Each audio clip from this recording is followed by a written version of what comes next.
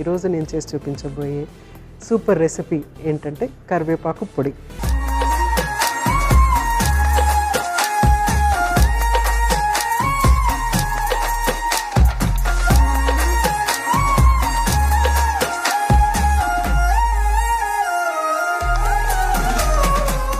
కరివేపాకు పొడికి కావాల్సిన పదార్థాలు ఏంటో ఒకసారి చూసేద్దాం.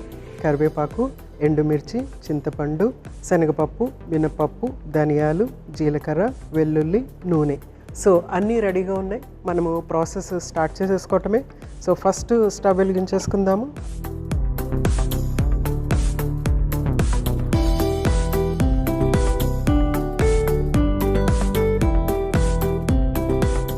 ప్యాన్ హీట్ అయిన తర్వాత అన్ని ఇంగ్రీడియంట్స్ 1 by 1 చక్కగా వేయించేసుకుని చల్లారిన తర్వాత పొడి చేసుకుని గ్లాస్ జార్లో స్టోర్ చేసుకోవటం అనమాట. చక్కగా మనం భోజనం చేసే ముందు ఒక స్పూన్ దానికి మనము అన్నంలో కానీ లేకుంటే చపాతీ చేస్తుంటే కనుక చపాతీ పిండిలో కలుపుకోవచ్చు, లేకుంటే చపాతీలో అన్న తీసుకోవచ్చు, లేకపోతే పెరుగులో కొంచెం ఒక స్పూన్ మిక్స్ చేసి తీసుకోవచ్చు, లేకపోతే మజ్జిగలో ఒక స్పూన్ మిక్స్ చేసి రెగ్యులర్గా తీసుకోవచ్చు. రకరకాలుగా ఉపయోగించుకోవచ్చు. మనం ఒకసారి పొడి రెడీ చేసి పెట్టుకుంటే రకరకాలుగా దాన్ని ఉపయోగించుకోవచ్చు.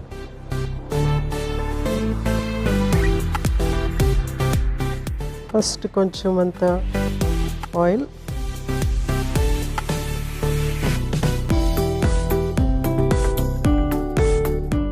కొద్దిగా మినపప్పు, అలాగే కొంచెం అంత శనగపప్పు. ఈ రెండు ఏంటంటే కొంచెము మనకి ఈ పొడికి వాల్యూమ్ అనేది ఇస్తుంది. తర్వాత ఏంటంటే ఒక టేస్ట్ని ఇంపాక్ట్ చేస్తుంది అన్నమాట. సో అందుకోసం అనేసి కొద్దిగానే యూజ్ చేస్తాం, మనము ఎక్కువగా ఉపయోగించము. ఎందుకంటే మనం చేసేది కరివేపాకు పొడి కాబట్టి ఇది జస్ట్ కొద్దిగా వాల్యూమ్ కోసము, తర్వాత టేస్ట్ కోసము ఉపయోగిస్తాము. కానీ అఫ్కోర్స్ పప్పుల నుంచి మనకి కార్బోహైడ్రేట్, ప్రోటీన్లు ఇవన్నీ వస్తూ ఉంటాయి కాబట్టి ఆల్మోస్ట్ నాన్ వెజిటేరియన్లో ఎంత ప్రోటీన్ ఉంటుందో అంత ప్రోటీన్ పర్సంటేజ్ మనకి పప్పు నుంచి వస్తుంది. కాబట్టి కొంత మనకి ఈ పొడిలో ఇవి ప్రోటీన్ ఎడిషన్ అనేది జరుగుతుందన్నమాట. సో కరివేపాకులో కూడా కొంత ప్రోటీన్ ఉంటుంది. ఆకుకూర కదా, అందులో ఏం ప్రోటీన్ ఉంటుంది అని అనుకుంటాం, కానీ కరివేపాకులో కూడా కొంత ప్రోటీన్ ఉంటుంది. ముఖ్యంగా vitamin A, vitamin E, vitamin C ఇందులో మనకి చక్కగా ఉంటుంది కరివేపాకులో. సో రెడీమేడ్ ఈ వైటమిన్ ట్యాబ్లెట్ అని చెప్పుకోవచ్చు, అంటే డైలీ డోస్ వైటమిన్ అని చెప్పుకోవచ్చు. ఇంకోటి ఏంటంటే ఈ వైటమిన్ ఏ మనకి కంటి ఆరోగ్యానికి చాలా ఉపయోగపడుతుంది. Vitamin C, vitamin E, vitamin A, ఈ మూడు కూడా ఏంటంటే యాంటాక్సిడెంట్ యాక్టివిటీ ఉందన్నమాట. సో అది చాలా ముఖ్యమైన రోల్. ముఖ్యంగా వైటమిన్స్ చేసేటువంటి రోల్ ఏంటంటే యాంటాక్సిడెంట్ యాక్టివిటీ. సో ఇది మంచి కమ్మట వాసన వస్తుంది. ఫస్ట్ దీన్ని ఒక ప్లేట్లోకి తీసేసుకుందాం.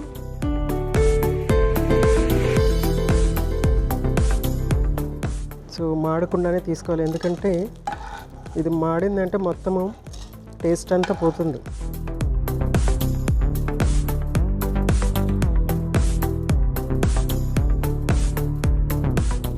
చాలా తక్కువ క్వాంటిటీ యాడ్ చేశాను. సో నెక్స్ట్ ఏంటంటే ఇందులో ఫస్ట్ కొంచెం అంత జీలకర్ర,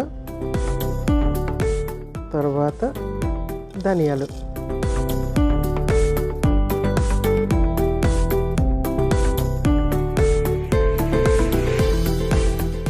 సో అన్నీ కలిపి ఒకేసారి వేయించేసుకోవచ్చు కదా అని అనుకోవచ్చు, కానీ ఒక్కొక్క దానికి ఏంటంటే ఈ వేగే గుడ్డం ఉంటుంది కదా, అది ఒక్కొక్క దానికి డిఫరెంట్గా ఉంటుంది అనమాట. అంటే ఆ బాయిలింగ్ పాయింట్ లాగా అనమాట. సో మనము సపరేట్గా వేయించుకుంటేనే కానీ ఆ రుచి, తర్వాత ఒక్కొక్కసారి అన్నీ కలిపి వేయించితే ఒక్కొక్కటి మాడిపోతుంది, తొందరగా వేగిపోతాయి. కాబట్టి సో ఒక్కొక్కటి మనము చూసుకుని వేయించుకోవాలి. కూడా చక్కగా రెడీ అయిపోయింది. మెల్లగా మనం ఇది స్లో ఫ్లేమ్లోనే అన్నీ వేయించుకుంటే బెటర్, ఎందుకంటే చాలా క్విక్గా మాడిపోతూ ఉంటాయి కాబట్టి.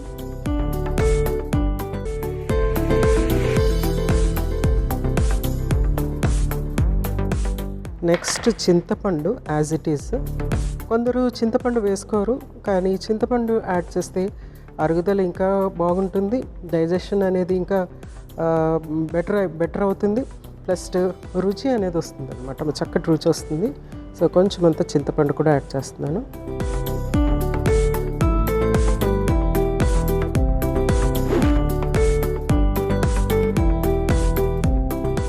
చింతపండు ఫ్లేవర్ నూనెలో వేగేటప్పటికి చక్కగా వస్తుంది.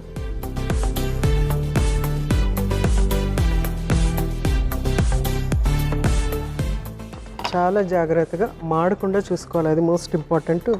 నెక్స్ట్ ఎండుమిర్చి. డిఫరెంట్ టైప్ ఆఫ్ ఎండుమిర్చి దొరుకుతుంది. మనము కారం ఎలా కావాలి దాన్ని బట్టి మీరు యాడ్ చేసుకోవచ్చు. అయితే నేను ఇక్కడ ఉపయోగించింది ఏంటంటే కర్ణాటక మిర్చి అన్నమాట. కొంచెం చూడటానికి మంచి కలర్ వస్తుంది, కానీ కారం ఘాట్ అనేది కొంచెం తక్కువగా ఉంటుంది అన్నమాట. సో ఇది కూడా మాడకుండా తీసేసుకోవాలి.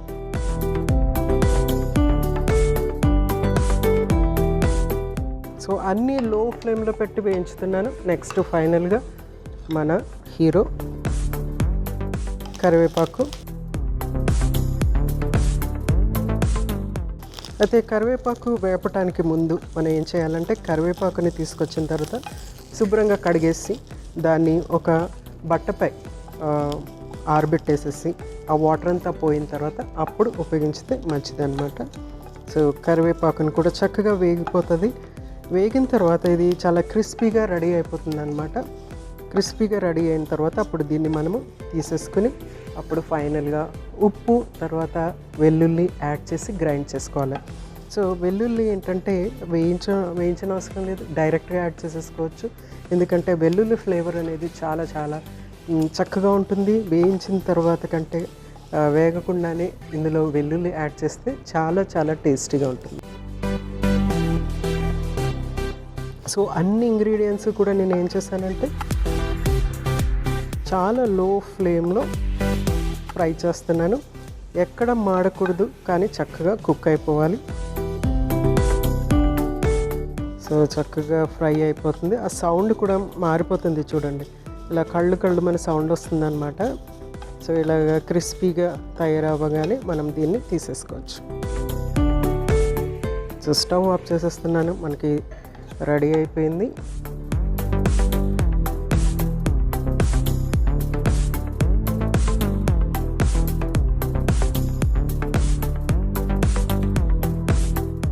సో ఎంత చక్కటి బ్రైట్ గ్రీన్ కలర్ ఉంటుందంటే కరివేపాకు, చాలా ఆ క్లోరోఫిల్ అనేది చాలా హైగా ఉంటుంది. ఐరన్ కంటెంట్ అనేది చాలా చాలా బాగా ఉంటుంది. కొద్దిగా ప్రతిరోజు తీసుకుంటే రక్తహీనత కూడా తగ్గిపోతుంది అన్నమాట. డెఫినెట్గా కొంచెం అంత కరివేపాకు పొడి, తర్వాత కొద్దిగా నెయ్యి, కొంచెం అంత నిమ్మరసము కలిపి ఒక ముద్ద తీసుకుంటే మనం భోజనానికి ముందర రక్తహీనత అనేది కూడా తగ్గుతుంది. ఇది చల్లారిన తర్వాత గ్రైండ్ చేసుకుందాం. ఉప్పు వెల్లుల్లి కలిపి గ్రైండ్ చేసుకుందాం. సో చక్కగా చల్లారిపోయింది, దీన్ని మనము గ్రైండ్ చేసేసుకుందాము.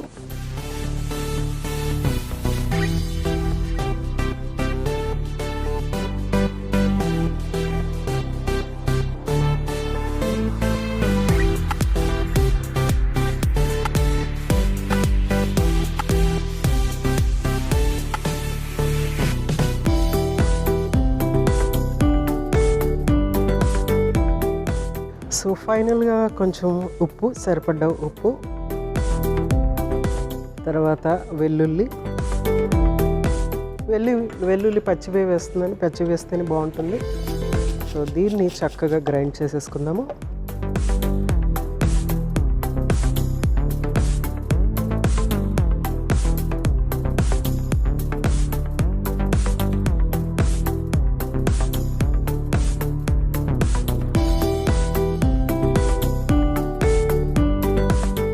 మంచి సువాసన వస్తుంది. వెంటనే మనం కొంచెం అన్నం తెచ్చి కలిపేసుకుని తినేస్తే బాగుండు అన్నంత బాగుంది, అంత అపటైజింగ్ ఉంది, అంత ఫ్లేవర్ ఉంది దీనికి.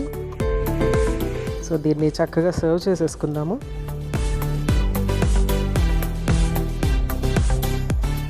సో చక్కగా ఇది మనకి ఇట్లా ముద్ద చేస్తే ముద్దలాగా తయారవుతుంది అన్నమాట. అంటే కొంచెం మనము ఆయిల్ యాడ్ చేసాం కాబట్టి సో వెంటనే తినేయాలన్నంత ఫ్లేవర్ఫుల్గా ఉంది, అంత అపటైజింగ్గా ఉంది. సర్వ్ చేసేసుకుందాం.